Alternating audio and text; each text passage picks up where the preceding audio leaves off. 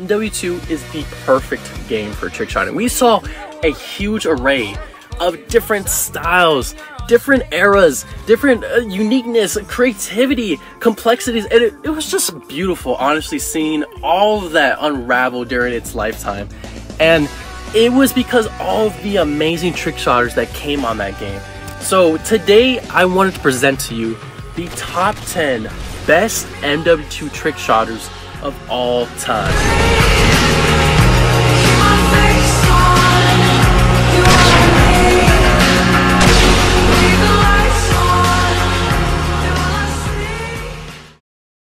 At number 10, we have North. Now, North's prime came really late in the trick shotting. It came in 2017, 2018-ish, and during that time, trick shotting was really falling off. There was not that much people around anymore. Nowhere as close as the prime, but there was still a good chunk of loyal followers to trick shotting, and people were really good at that time. But North was way better than a lot of people still.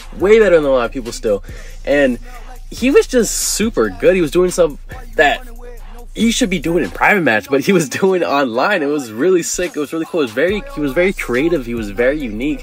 And for standards that were super high, to be able to stand out that much still is extremely impressive. And you know, it's unfortunate that North's prime came so late, so that's the reason why he's not that high on the list, but he definitely deserves the number 10 spot. At number 9, we have Twist. I feel like a lot of people have this very bad perception on eras. People think like if they weren't good now, if they can't compete today's standards, then they can't be on this list at all. And that's not correct. It's everybody's era is different. There was different standards in different eras, and just because they weren't good in the later eras does not necessarily mean that they don't deserve to be on this list. Now, obviously, Twist, the most consistent trick shotter, one of the most consistent trick shotters we've ever seen. He put out Fs 1-2 times a week. People were taking months, and they weren't even bad shots. They were good or really good shots, and it's crazy he was able to hit so many shots so fast. He pretty much walked his way in the phase, and he was already really good in phase. But people's argument is that, oh well, if you brought him to 2013, he wouldn't be able to complete the standards. But most of the people on this list had a point where they weren't good. Like, you gotta understand that. Like, in different eras, they were running it. In other eras, they were nobodies, okay? And that's just how it is. You just gotta respect people's eras. And you can't compare different eras. It's as simple as that. And for Twist's era, he was running it. He was super good. He was one of the most consistent trick shotters we saw in that era and of all time. And he more than deserves the number 9 spot.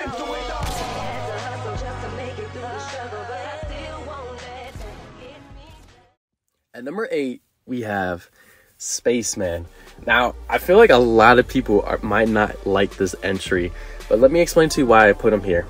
The reason why I have him here is because he created a style that is so beyond the standards. Like, below the standards. It's below the standards, let's be honest. Like, if you showed someone this clip and it showed someone complexity, on the other hand, they're gonna think like, oh, the complexity was way better.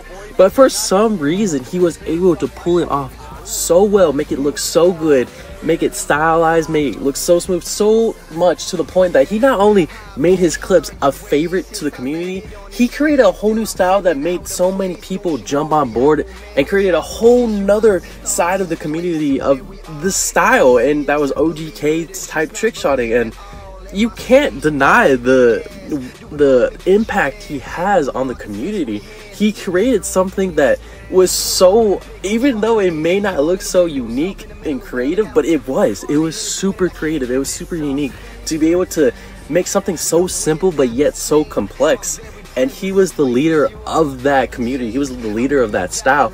And not only that, he was around for a very long time. He had probably one of the most ultimate longevity in the community. Like, not a lot of people who were back from 2011 stay around for so long and were still so good. So I know this might not be everyone's favorite, but I definitely think he deserves a top 10 spot, and he happens to land at the number 8 spot.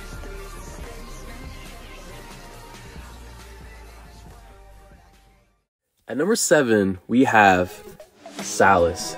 Now, when I say we can't compare eras, we can't take two people from two different eras and compare how much is better than the other. You can't do that. But you can compare how much they ran that era, how much they were just the king of that era. And Salus was the king of Mw2 during his era. He was the best by far. There was people who spiked up, but it didn't matter. No matter what, Salus was always on top of everyone. I remember when I joined Genesis, I had a friend group who loved Salus so much. They loved him so much. They were like, "Oh, bro, get us in the party with him, please, please, get him in the party with him. I just want to talk to him." This is how much everyone loved Salus. His episodes were so good. Yeah, his introducing the Genesis top 10 best Mw2 episodes of all time had openers after openers over. There was no fillers in that episode. He doesn't hit fillers. He doesn't hit any mid clips. They're all opener worthy clips. He was so good during his time. So good during his time. The only reason why he's not higher is just because he wasn't king forever. You know, he was only king for one section of Mw2. But when he was king, he was the best. Everyone loved him, and that's why he deserves the number 7 spot.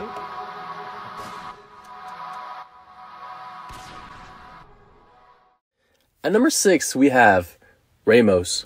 Now, it's a shame we didn't get to see Ramos after 2012 on Mw2, and that's because FaZe withheld their players from playing Mw2. I don't know why. They just stayed as far away as possible from Mw2, but from the time that Ramos was on Mw2, and for that one montage that he came out with during the pandemic 2020, he was so good. I mean, like, look, during Mw2, I already ranked him super duper high as one of the best Trickshotters in FaZe, and it was because he's probably the most consistent Trickshotter ever. And not only that, he hit really good shots all the time. And then in 2020, he releases a montage of completely unset up shots that are still insane. Like, I know standards are different, but even though they're unset up, bro, like the fact that you can come out with that many clips and hit that many like crazy clips that fast, unset up, is insane. And it just shows, like, even though he wasn't around after 2012, if you were a gambling person, I would bet all your money that he would have been more than fine. Definitely would have stayed one of the best Trickshotters in the community during that time. And even though we didn't see that, it should tell you a lot that he's still placed at the number 6 spot.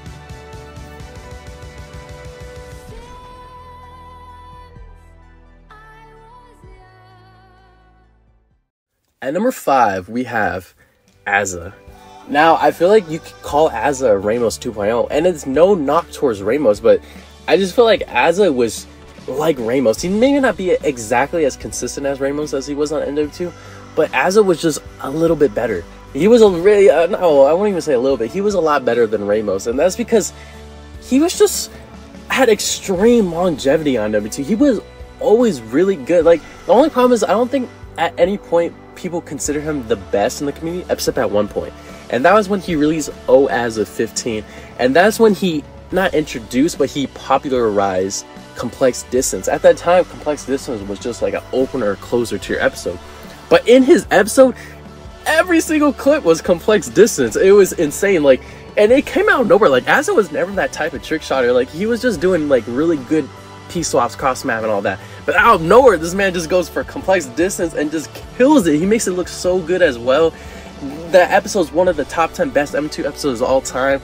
And after that, Complex Distance really became the norm, and he was literally the king for that period at that time.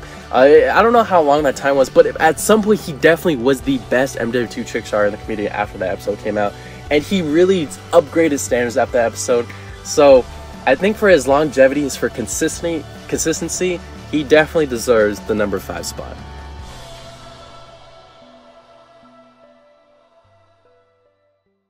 At number 4, we have Shay. Now, if it was my personal list, Shay would be a lot higher, but I'm trying to be as objective as possible.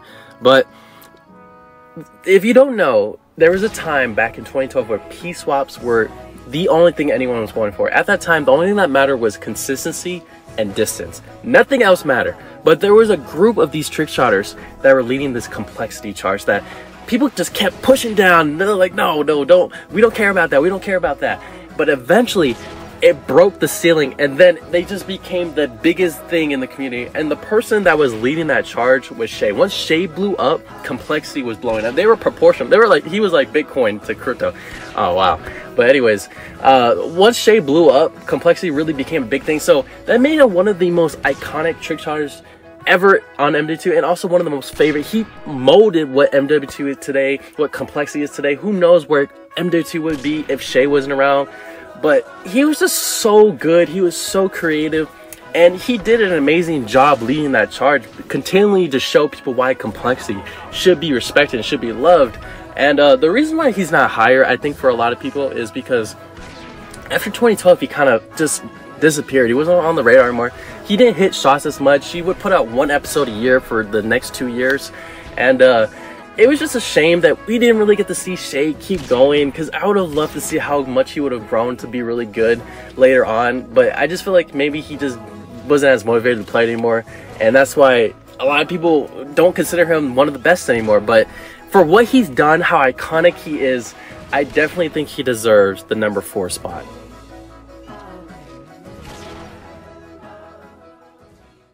At number 3, we have Fakie.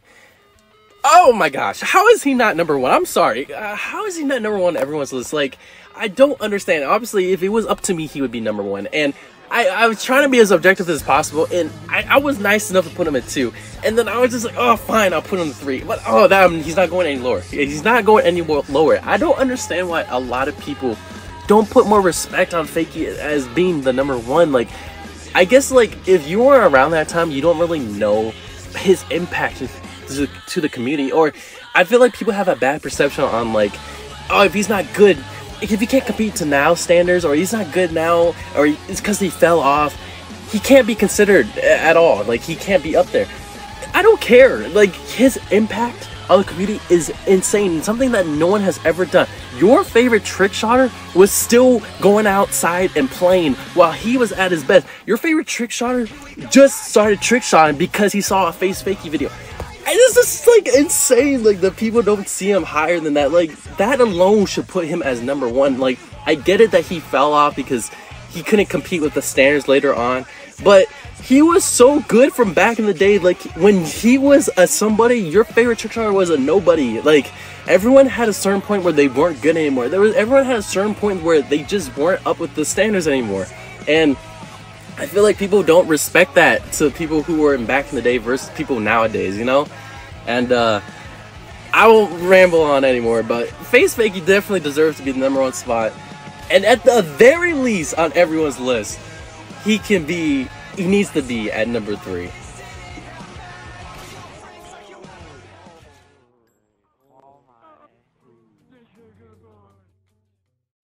At number 2, we have Coop. Now, if you don't know, I actually met Coop during SB, and I was in Synergy. And at the time, he was honestly a nobody. He wasn't nobody, and at most a decent Trickshotter, honestly. Like, no offense to Coop during that time, but he was at most a decent Trickshotter. But at one day, I remember this day too, he changed his mentality. He changed his ideology of how to trickshot, and it was to one-up everything. Always one-up everything. Stop copying people's trick shots. Stop trying to, like, you know, race with the person neck and neck. Jump forward. Like, make a leap in front of them instead of just trying to be neck and neck with them. And then after that, he became next level. Everything became so fluent with him. I feel like he understood how to trick shot and how to become the better. Like, the plan became clearer. And after that, he was so good. He would hit one-hit wonders. And, like, the shots, and what I mean by that, the shots that you see someone hit, and that was so good, they kind of just, like, became mediocre after, because the shot was so beyond of how good they actually were. Nah, for Coop, he hit one-hit wonders. He hit so many the shots he was hitting should not have been able to hit so many times. Like, you can't hit so many one-hit wonders. It's not possible. But he was doing it. He was hitting so many. He got way too good, way too fast. Once he figured out that ideology, once his plan became clear, everything became so fluent with him. And not only that, he had such a grinder's mentality. Like, what you don't understand, like, the reason why he's so good isn't just because, like, he went online all the time and just played, right? No.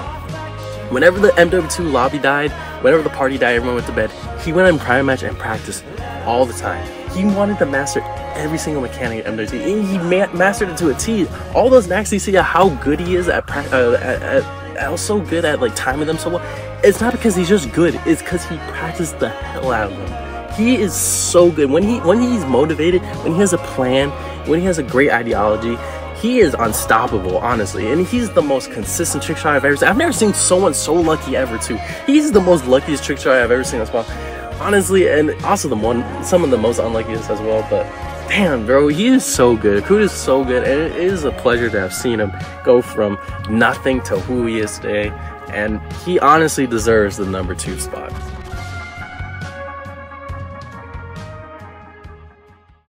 At number 1, we have Steezy.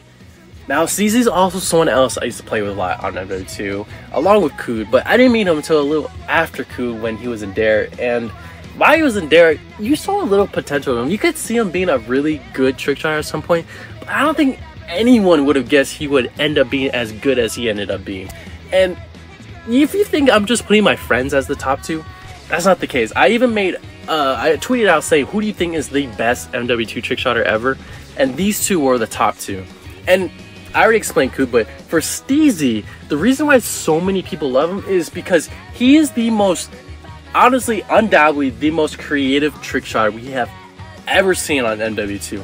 And I think him and Coop are like yin and yang. Originally, I had them tied because I really couldn't differentiate them each other. And I didn't want to be indecisive. I wanted to make a decision. So I feel like Steezy's creativity is not, you can't replicate that. It's just like next level. If you were to put him on Mw2 right now and tell him, stand out from everyone else, even though Mw2 has been done, it feels like anything possible has been done.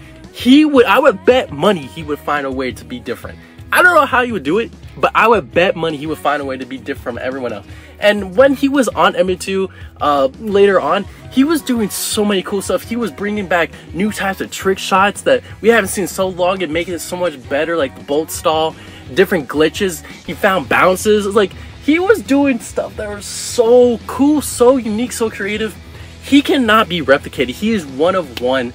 And in all honesty, I think he is the best Mw2 trick shotter of all time. So let me guys know what you think. Would you add some? Would you take some off? What is your list? So that's about it. I hope you guys enjoyed, and thank you for watching.